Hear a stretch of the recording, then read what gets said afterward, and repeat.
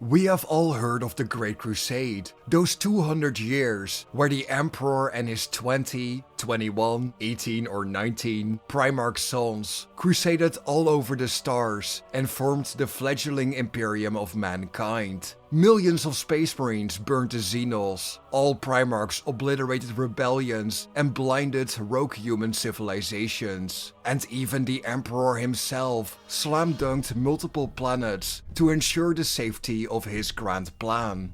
But what was the Emperor's actual plan? Did he just want to conquer the galaxy, bring us our birthright and call it a day? Or did he have more plans than that? Maybe he had some contingencies and long-term protections in the works to ensure that this time the empire of mankind would last longer than the golden age of technology and would not experience another grimdark existence. Well, what if I told you, not only do we know what the Emperor truly wanted, which, funnily enough, had very little to do with the Great Crusade succeeding, we are even led to believe that Malcador and the Emperor together planned for the Horus Heresy, or at least an insane version of it with similar results. The Great Crusade never had to succeed, they were rushing for the finish line to make sure chaos could never get involved in the first place, and that no one could stand in the way of their grand plan.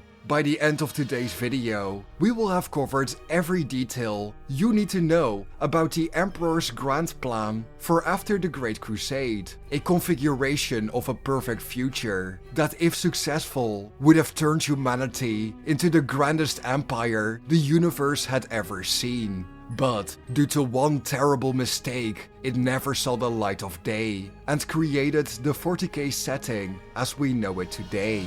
As per usual, all sources will be shown in the bottom left-hand corner throughout the video, for those that want to read these sources for themselves and want to come to their own conclusions. All that and a whole lot more in today's video. Alright, let's get into the lore. But before we get into the grand plan for after the Great Crusade, we first have to take a look at the plan for the Great Crusade itself. How and why was it done in the first place? This information is really important to understand before we get into the grand plan itself. Don't worry, I'll keep it quick. When the Emperor of mankind, beloved by all, began his Great Crusade, he did so wishing to reforge humanity's dominion over the stars. His endless armies would conquer 1,000 worlds 1,000 times. Countless Xenos civilizations were exterminated. Long-lost colonies built from the ignorance of old night embraced the imperial truth. Gods were not real. To call the Great Crusade a Herculean task is an understatement, as it almost bordered on the Sisyphean. The Crusade was something not even the Emperor could complete by himself, even with Malcador the Sigillite and the Custodes at his side. So the Master of Mankind needed even greater warriors and leaders of men to fulfill his dream. In turn, after making a deal with the Chaos Gods on Molech, the Emperor created the Primarchs and Legiones Astartes to fight the Great Crusade. These genetically enhanced warriors far surpassed anything a mortal man was capable of, and with them by his side, the Emperor had become unstoppable. It is therefore that the Chaos Gods scattered the Primarchs across the galaxy in hopes of both delaying the Imperium and laying the foundation for their corruption in return for the power that was stolen from them. But the Emperor, as per usual, was undaunted by this challenge. With Terra and the Sol System unified, the first of his Space Marines had hardened themselves in war. These fledgling Legiones Astartes would have to fight without their Primarchs until the Emperor could reunite with each of them. As they set about this task, the Imperium faced some of the greatest threats in the galaxy. Threats that, if not destroyed fast enough, could have exterminated all of humanity in mere decades. After 2 full centuries of war, 200 years of conquering and reuniting with all of his sons, the Master of Mankind did the unthinkable. the Emperor declared Horus Lupercal his War Master, so he would continue the Great Crusade, while the Emperor himself tended to his secret projects back on Holy Terra. Chief amongst these was the Webway project. The Emperor's dream apparently far exceeded the unification of mankind and conquering the stars. The Emperor was either running out of time or out of patience, but in any case, this decision to hide away from his generals would change everything. In the absence of the Emperor, the Chaos Gods worked to turn his sons against him. Horus, most beloved son of the Emperor and War Master of the Imperium, would turn against his father after being stabbed with a chaos-corrupted blade. From the galactic rim to the skies of Terra, the galaxy would burn. This, in and of itself, was a major setback in the Emperor's designs, but few moments proved more pivotal than when Magnus the Red, trying to save the Imperium and warn his father of Horus's betrayal, destroyed the protective wards of the Webway. Magnus hoped to avoid further calamity, but instead, he allowed for endless legions of demons to flood the Webway, a mistake that would see the Emperor's dream shattered into a billion pieces. But how would the galaxy look if the Emperor succeeded in his plans? Imagine for a moment if Lorgar and maybe even Erebus never fell to the allure of the Chaos Gods, or if Horus was never wounded on Davin, or even Magnus never destroyed the Webway. Humanity would find itself on the very edge of succeeding when the Horus Heresy began. In a galaxy where no one could challenge humanity, would there even be wars for the Legiones Astartes to fight? Better yet, why was the Webway so important in all of this? Being able to travel close to the speed of light while not using the warp is a boon that could change everything. But was that enough? Well, the Emperor knew that this wasn't enough. Him and Malcador had more than one contingency in place. But he also wasn't perfect and made a grave mistake when setting out for the Great Crusade. He was rushing. And when humans rush, mistakes are sure to be about.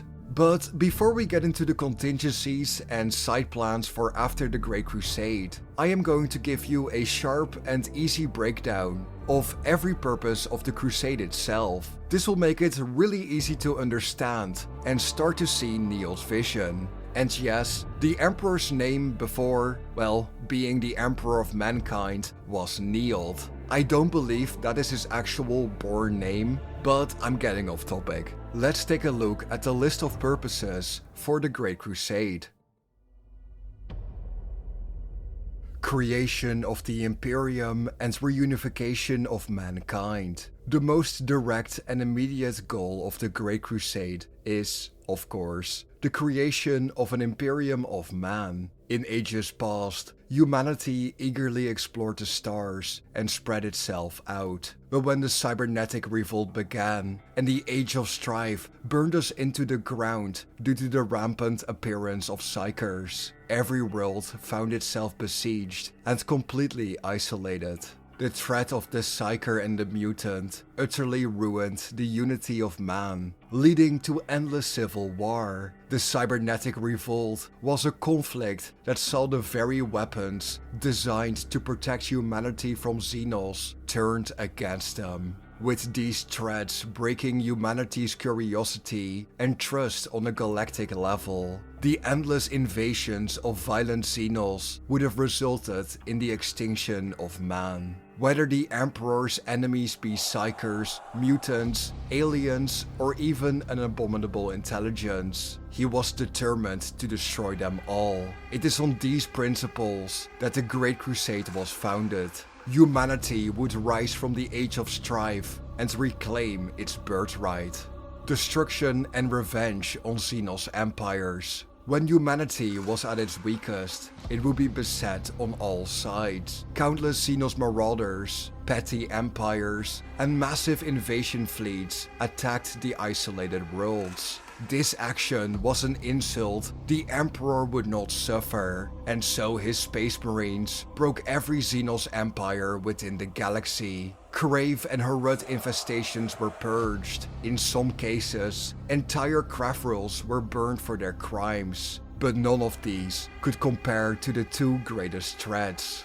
The first of these was the Rangda, a vile alien race the Imperium would fight throughout 3 wars, known as the Rangdan Xenocides. These Xenocides saw the deployment of the Dark Angels, Space Wolves, and even tell the rumors of both the Alpha Legion and one of the Lost Legions joining in. The death toll amongst the Astartes was greater than 100,000 Space Marines by the end of the Xenocides. The Space Wolves would earn the dark title of the Emperor's Executioners, and alongside the Dark Angels would the reputations of both these legions be changed forever. The price paid was high, but the Rangda would be vanquished from the galaxy.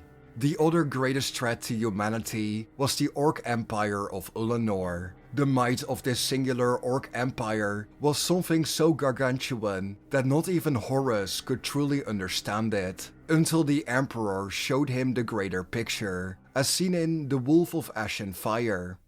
The Greenskins will never recover from this. Their power is broken. It will be thousands of years before the beast arises again. The Emperor shook his head, drawing a shimmering orrery of light from the disc. Gently glowing points of light rotated around the edge of the disc. Scores of systems, hundreds of worlds. Would that you were right, my son, but the Greenskin is a cancer upon this galaxy. For every one of their ramshackle empires we burn to the ground, another arises, even greater and even more deeply entrenched. Such is the nature of the Orc, and this is why their race is so hard to destroy. They must be eradicated wholesale, or they will return all the stronger. Time and time again, until they come at us in numbers too great to defeat. Then we are to be cursed by the Greenskin for all of time. Not if we act swiftly and without mercy. I am your sword, show me where to strike. The Emperor smiled, and Horus felt his heart swell in pride. The Talon Reach was but a satrapy of the largest empire we have encountered. One that must fall before the Crusade can continue. It will be magnificent, the war we will wage to destroy this empire. You will earn much honor in its prosecution, and men will speak of it until the stars themselves go out. And this is it, asked Horus, leaning over the glowing hololith. First one, then dozens, and finally hundreds of worlds were outlined in green. Yes, this is Ulanor.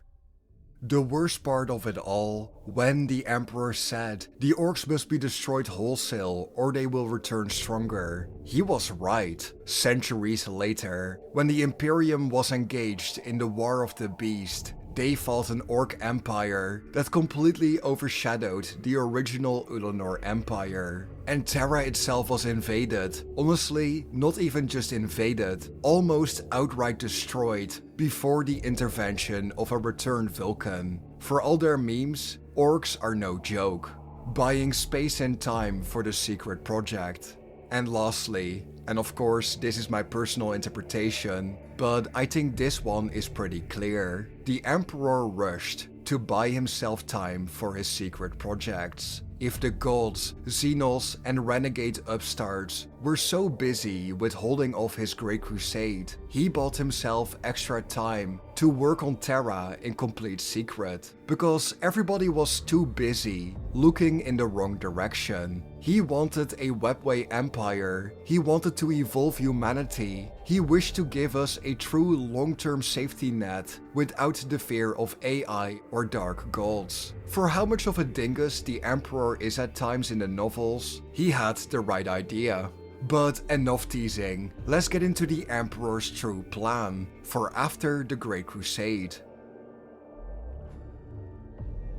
The novel Master of Mankind plays a rather important role in understanding the Emperor's grand plan. Not only does the Emperor see a future where humans have become a psychic species that is not only more powerful than the Eldar, but so influential that the uncontrolled energy could tear reality apart. But he also seems to understand that humanity cannot really be controlled. They can only be pushed in the right direction. The Emperor shares this potential future with one of his most trusted custodians, Ra and Dimian, talking about the fall of the Eldar, its likeness to humanity, and how the warp truly works and also endangers us, as seen in Master of Mankind.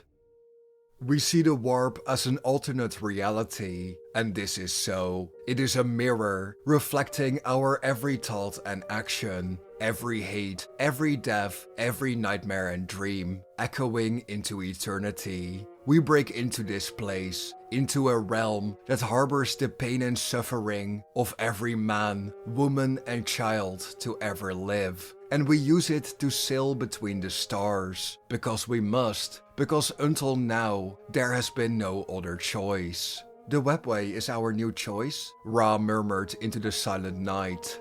The webway. Mankind is ascending, Ra. Humanity is taking a great developmental step, evolving into a psychic race. Uncontrolled psychers are lodestones for the warp's touch. A species compromising them would suffer as the Eldar suffered, and for the Eldar, this evolutionary juncture was their final step before destruction. I will not let humanity be destroyed by the same fate. The Eldar had the answers within their grasp, but were too naive and too proud to save themselves. They had the webway, which could have been their salvation, but they never fully severed their connection to the warp. Their soul fires drew damnation upon their entire species. Ra knew this, yet never had it been related to him in these exact words, flavored as they were by the promise of prophecy. Within the webway, humanity would need no navigators. They would never need to rely on the unreliable warp whispers of astropaths. Vessels would never enter the warp to be lost or torn apart by the entities that dwelt within it. But the Eldar had done the same, had they not?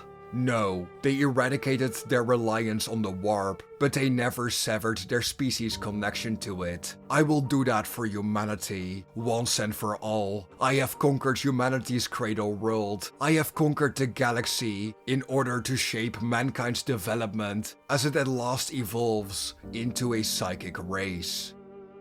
The Emperor knew he could not let any isolated pockets of humanity remain free, for it would bring destruction to the entire galaxy. If you leave people behind to go live in a realm of beauty and true safety, others will get jealous. Through his webway project, the Emperor could offer humanity a way to travel without using the warp and to communicate without the use of astropaths. And finally, when the Emperor has his Pax Imperialis, meaning the Imperium's peace, he can guide humanity into becoming a psychic species that won't make the same mistakes of the Eldar. For the Emperor, his control and tyranny over humanity is but a means to an end. By sharing all of his visions and grand ambitions with Ra, the Tribune found himself moved to tears. One last note on this novel, it also shows that the Emperor was building cities and establishments within the Human Webway project. Maybe it wasn't just for traveling. I personally almost believe that he wanted to move us into the webway forever. But we will revisit that by the end of this video, as there is another very important perspective we need to look at. Malcador the Sigillite didn't only help the Emperor, he planned like half of it. This is his plan too. Let's take a look at Malcador the hero's thoughts, wishes, and see if we can find any more reasons as to why the Great Crusade and subsequent mistake, known as the Horus Heresy, actually happened. Malcador the Sigillite is the Emperor's closest confidant and perhaps the only man he can call a friend. Yet what is often overlooked is just how important Malcador was in shaping the public image of the master of mankind. Deep in his heart, the Emperor is many things: a philosopher king, a scientist, a ruler, a visionary, but also a warlord. So with the creation of the Primarchs, the Emperor needed to adopt the persona of the ultimate warlord. A warrior king clad in gold, in one hand a flaming sword, and the other a mighty claw, resting upon his brow the laurels of countless victories. An image shaped for no other reason than to earn the respect of his Primarchs, who themselves are godlike warlords before anything else. Yet from Malcador we also learn something important about the Imperium of Man. As to put it simply, the Great Crusade was not done to create the Imperium of Astartes or other post-humans, but instead the Imperium of mankind. The Legiones Astartes had a lifespan, one unrelated to age or timed infirmity like the Thunder Warriors. Instead, the Primarchs were meant to turn on one another. The Emperor was unequal in his favor, and rivalries were inserted on purpose, without the Primarchs ever knowing. Malcador also had his disagreements with the Emperor, perhaps one of the most important being his opinion that the Primarchs should have been taught the dangers of the warp. But Malcador is also someone who schemes and has lied to his own friends. When his personal astropath, Sibyl Niasta, was on her deathbed, he told her a part of the Emperor's plan. But when she passed, he admitted it was not the full truth. But I am not too sure of that. Maybe it's a double lie to make himself feel better. Let's take a look at the excerpt from The End in the Death Volume 1. During the years of global unification, it was often necessary for him to manifest as a warlord, because humans respond to authority when they are frightened or confused. During the period of galactic reclamation, he was obliged to stride among the stars in the guise of a warrior king, armored in gold, for that was the version of him that his young sons best understood. He had to seem like them, yet more glorious, so he could command their loyalty, their respect, and even their devotion. It was war, so he became warlike. They would not have followed him otherwise, or obeyed his instructions. They would have doubted. He needed to be able to command them to the very ends of the stars, to secure their obedience across unimaginable distances, and sustain unswerving devotion even after he had left them. So he played that card. The Emperor. It was a version of himself that he found quite odious. But they rejoiced in it. They saw what they wanted to see. His sons committed utterly to the material war, and were so fortified and resolute that he felt he could leave the completion of the work to them. Because he had to return. Time had never been his ally. He had to leave his children to conclude the material war among the stars and return to his seat underground. For not only the material war had to be fought, the immaterial war had to be fought as well. One victory was nothing without the other. After Ulanor, he set that guise aside with relief. He set aside the plate, the helm, the incomparable blade, believing he would not need the aspect of the War King again, for he had left the material war in their capable hands. In the hands of his chosen successor, his sons. I suppose they are my sons too, in a way, for I helped to make and shape them. The current pain of his immaterial toil is nothing compared to the pain of his grief. He is only human, after all. I lament, likewise. We both knew his sons would die, one day, one by one, casualties of the great work, for his configuration of tomorrow could not be accomplished without collateral loss. When he marked out his plan upon his wall for me, so that I could grasp the scope of it, he allowed for contingency and redundancy. If a son fell, there would be another to take his place. Even so, we thought they would last for centuries, or even millennia. A great dynasty devoted to the accomplishments of his designs. For, from the very start, paint on his fingers, he knew that he could not do it alone. Thus we made sons for him. We believed that when the necessary wars were done, some of these sons and their father would enjoy the long peace together, and they would walk alongside him towards tomorrow. Those sons, at least, who could be rehabilitated from the brutal mindset of warfare. But the gods are against him. The false gods, the false four. They have been trying to thwart him since he began his work, for they know that his success will signal the end of them. Fearing his version of tomorrow, they have turned against him and undone the laws of their world. We have known disappointments before, failures, setbacks. Many times we have been forced to revise and fashion a modified path around an obstruction. One does not sustain a plan across 30 millennia without a degree of flexibility. We have known defeats, but not this. His plan is damaged. I'm not sure if we can salvage it and set it back in motion.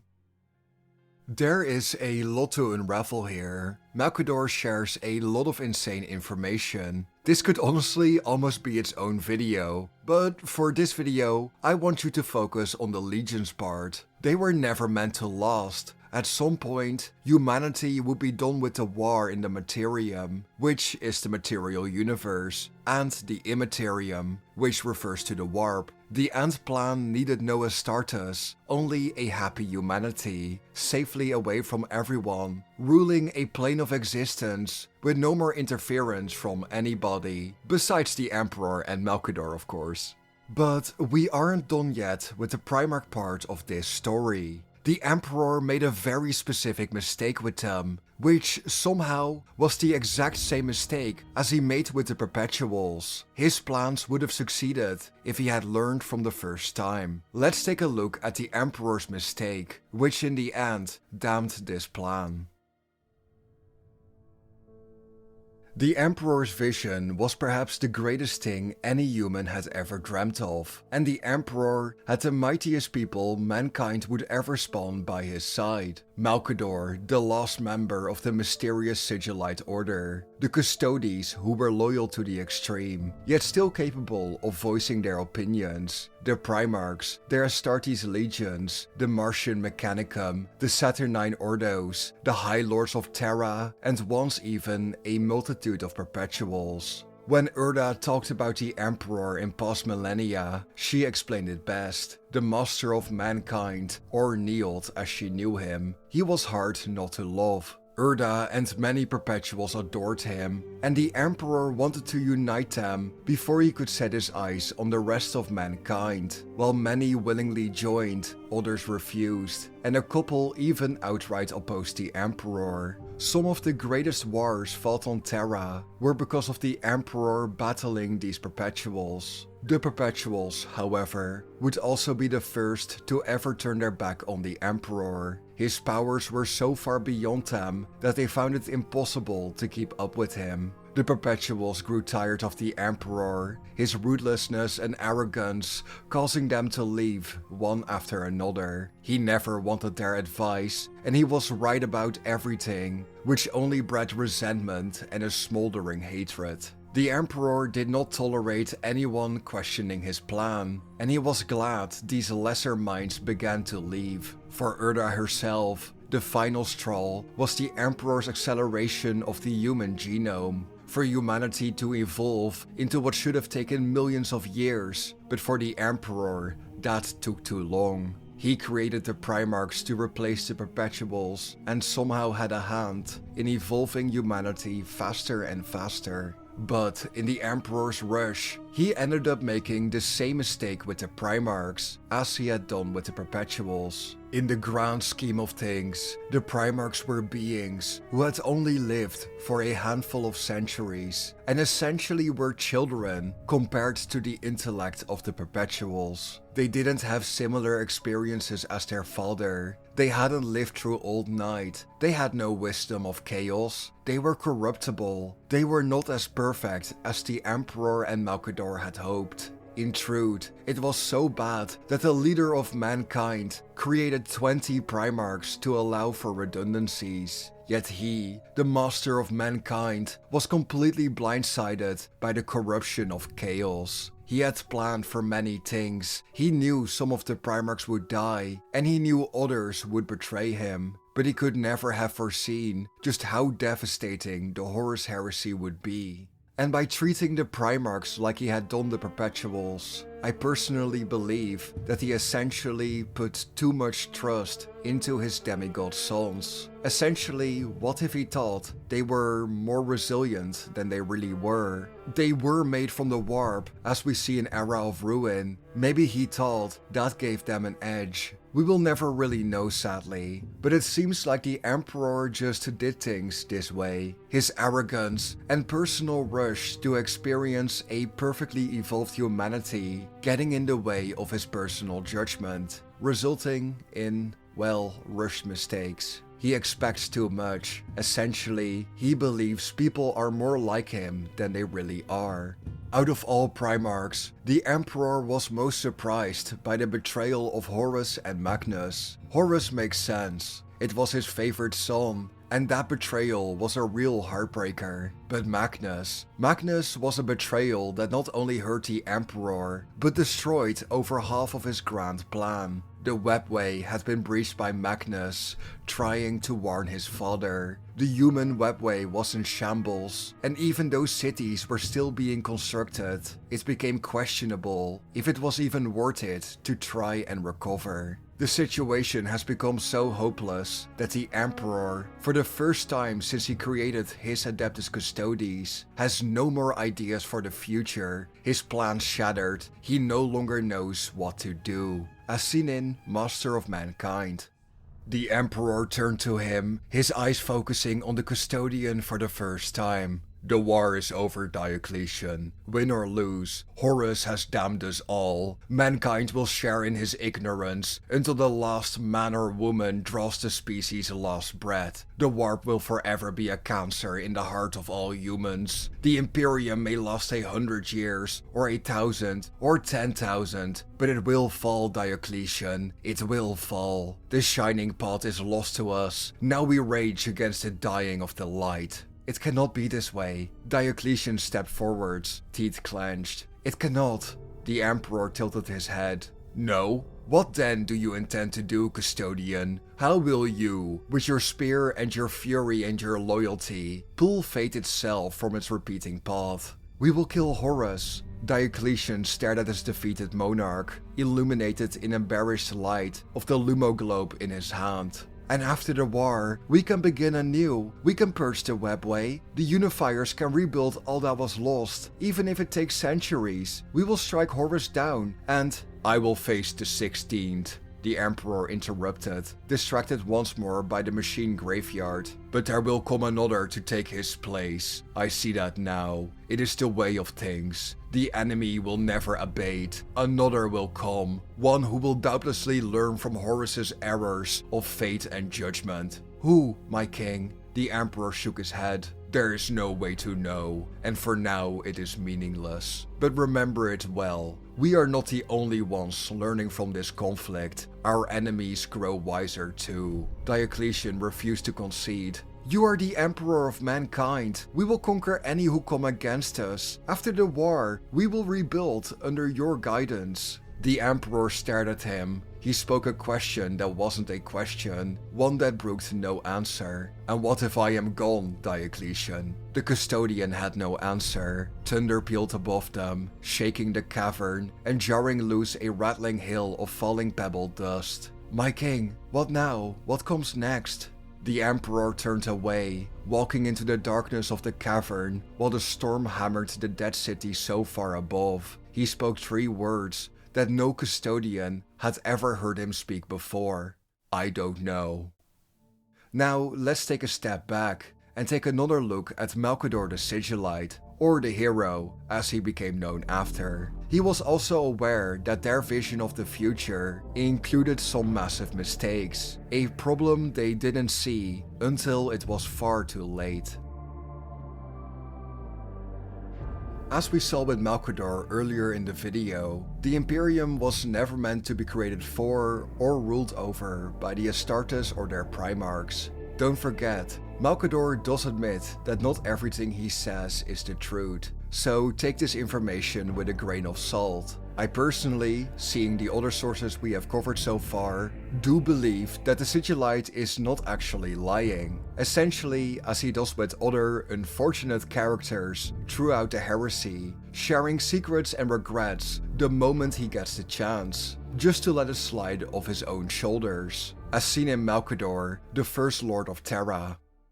Rest, Sibel, lie back. Would it comfort you if I were to say that the Primarchs, all of them, are but a means to an end? I do not understand, forgive me. The Imperium is not for the posthumans, but for mankind. You know this, you helped me to manage them, to direct their efforts. The legions and their sires are conquerors' tools, and nothing more. You mean the Thunder Warriors? Like them, burning brightly but briefly. But the Emperor and I could not conduct the Great Crusade without enhanced mortals. We needed something greater, something stronger to reclaim the stars. And in order to control it, we needed a lifespan of the Legion Astartes that had nothing to do with aging or timed infirmity. Believe when I say it, Sibel Niasta, this was always intended to be the final act of the Crusade. We wanted the Primarchs to turn against each other, against their father.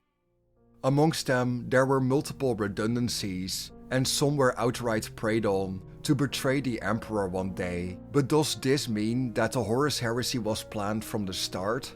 The answer is surprisingly no, as once again seen in the audio drama Malcador, First Lord of Terra. He straight up admits the following. My failure was in underestimating the true enemy. The ruinous powers have emboldened their champions. The ruinous powers have emboldened their champions among the 18. And the war began before we were ready. And so, every tell of that bell gives me pause to question, was this death one we intended? Or yet another innocent soul I might have saved? That is my burden to bear, and I do so that the Emperor may concentrate on the final battle to come. While the Horus Heresy was not planned, the Emperor and Malcador did expect a civil war one day. But if they expected a civil war amongst the Primarchs, how come they were so wrong in thinking what would happen? Well, the answer to that lies in how foresight actually works. Malcador is a powerful psyker, but he does not possess the gift of foresight. The Emperor, on the other hand, does have this gift, but it is something that does not tell you every detail on how that future actually unfolds, only that it exists. In Master of Mankind, we explore many of the Emperor's thoughts and visions through Ra and Endymion. Imagine for a moment, you are standing on an island, and at the edge of the horizon, you can see another island. You see the shore, you know it is there, and you know it is possible to reach it. But how do you reach it? Do you swim? Do you go by ship or by flight? When you begin the journey, you can only see the destination, but not what dangers lurk beneath the deep blue. Will the wind blow you away? And if so, will it be east, west, north or south? To put it simply, there are an extreme number of variables not even the Emperor can prepare for. When one future slips away, another comes into sight. That is the nature of foresight, a trillion possibilities with near infinite ways to arrive at each one. And for the Emperor, the Horus Heresy is a violent storm that would throw him off course. What the Emperor and Malcador expected was that half of the Primarchs would become traitors one day, and they had planned for this. This is why Angron was left to suffer. This is why Lorgar was punished for his fate and never thought about the truth he was so desperate to seek out. This is why Conrad Curse was left anguished in his endless nightmares. What use would the Emperor have with a bitter Perturabo when he has a prideful Dorn right there? Perhaps the loathing of Mortarion was planted by the Emperor from the very beginning. This does leave us with a burning question though. While the Emperor could not have known who would stay loyal and who would turn traitor, he did have a canonical lineup he preferred to stay around after the Great Crusade. Now, this is raw speculation and theory, and I would love to hear your thoughts in the comment section below. But let's think for a moment about which Primarchs were arguably the most disposable, and which Primarchs the Emperor really wanted to keep. The aforementioned Angron, Lorgar, Curse, Perturabo and Mortarion arguably were very disposable. But who would the other 4 traitors be? Let's go through a process of elimination and make a list of those whom the Emperor counted on for staying loyal.